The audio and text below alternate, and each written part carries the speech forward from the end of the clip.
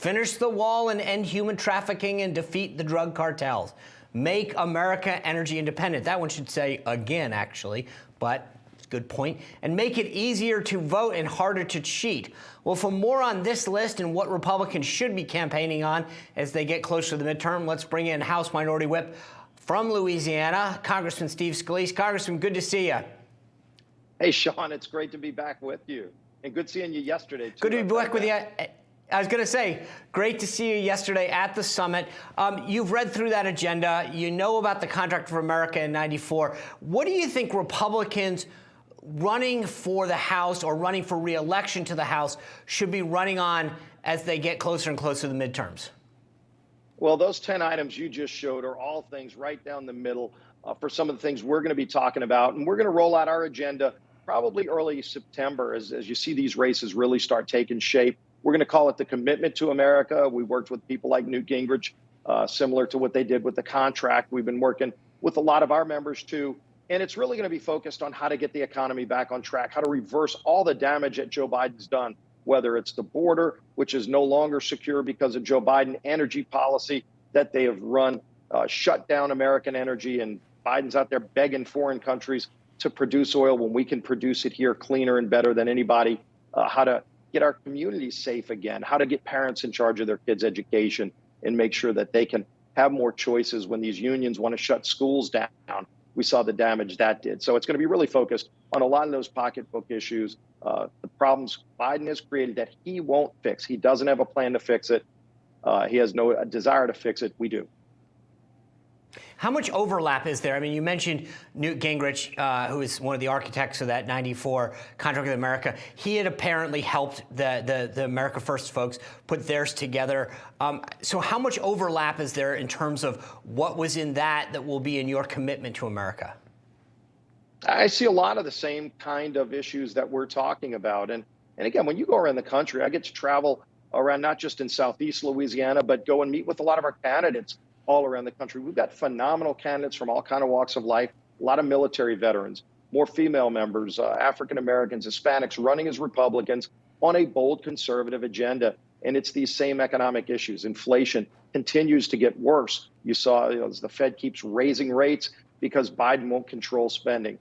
Gas prices, they're bragging that gas prices are low. Kamala Harris actually tried to tweet today bragging about gas prices. Nobody's bragging about the gas prices anywhere I go in America. They're angry about them because the Biden shut down energy. They want prices to be high. Imagine celebrating $4.50 a gallon gasoline when you have to spend $150 to fill up your tank if you can afford to do it, to then go out to a grocery store and pay 20% more for things.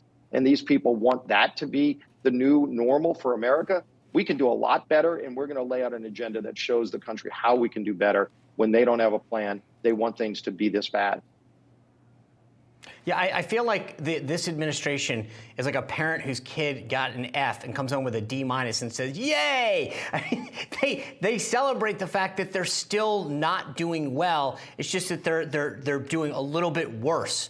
And on that topic, I mean, today the Fed announced that they're raising interest rates for the fourth time this year, up 75 basis points. So the rate went from 2.25 to 2.50, and that's the most recent high in the summer 2019 before the pandemic. I mean, so I guess the thing is, if you're riding around Southeast Louisiana, you got people that are dealing with high inflation, things are costing them more, and now they're going to feel that squeeze on loans and credit cards. How much is this going to affect consumers that you represent and people around the country?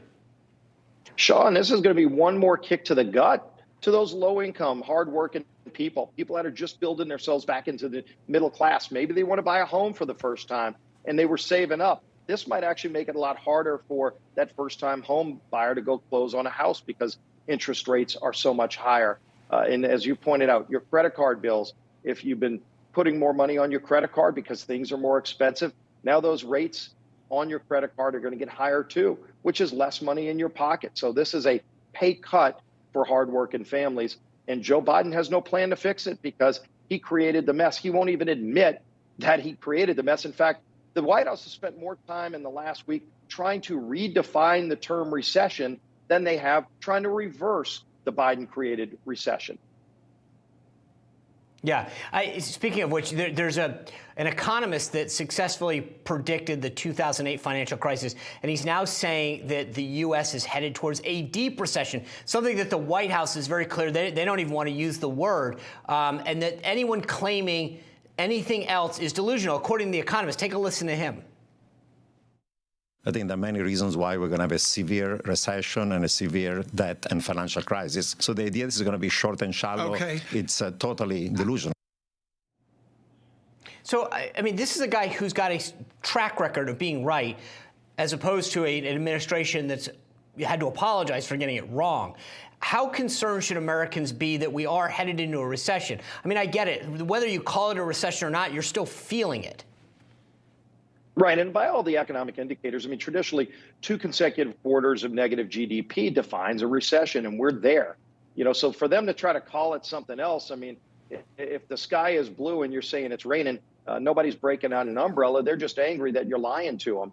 And I think the fact that they keep pushing these policies, I mean, Joe Biden is still trying to push this Build Back Better multi-trillion-dollar spending bill. He wants to raise taxes and add another $1 trillion of spending at a time when interest rates are going through the roof because of his spending. Costs for everything you buy are going through the roof because of his spending. Gasoline is going up because he shut down American energy, and he's flying all around the globe, emitting all kind of carbon, by the way. 11,000 miles round trip to Saudi Arabia to beg them to produce more oil. And they said no, of course. They could just say, let's go to Port Fourchon in South Louisiana. They produce oil tomorrow, and it's lower carbon emissions. It's American jobs. For us, we can restore our coast with that money, and it will lower gas prices. But Biden keeps saying no. It defies common sense. Congressman, I do want to note tomorrow night is the Congressional Baseball Game. It marks basically 5 years since you were shot on those practices before the first game. First of all, how are you doing? And second of all, how concerned are you that you've got these left-wing groups that say that they're going to wreak havoc on the event tomorrow? Well, first, I appreciate you asking. I'm feeling great, and God's been, good. He performs miracles all the time, and the heroes of Capitol Police who saved all of us that day, they're going to be back out there tomorrow, making sure these crazy left-wing groups aren't going to be able to shut it down. But imagine what they're doing. They're saying they want to shut down an event that raises money for local charities. This event raises about $1.5 million for groups like Boys and Girls Club of D.C. These are young kids who need alternatives, need help. For good aftercare programs, and we raise private money to do it, and they want to shut that down. How about instead of trying to disrupt positive things for Americans, they go and try to help some of those at-risk youth. Take their time trying to help other people instead of trying to disrupt things that are positive for young people in America. I mean, it shows you how misplaced their priorities are. But we're not going to be deterred. The show will go on. It went on the day after the shooting. We still had the game. I was in a hospital for 3.5 months.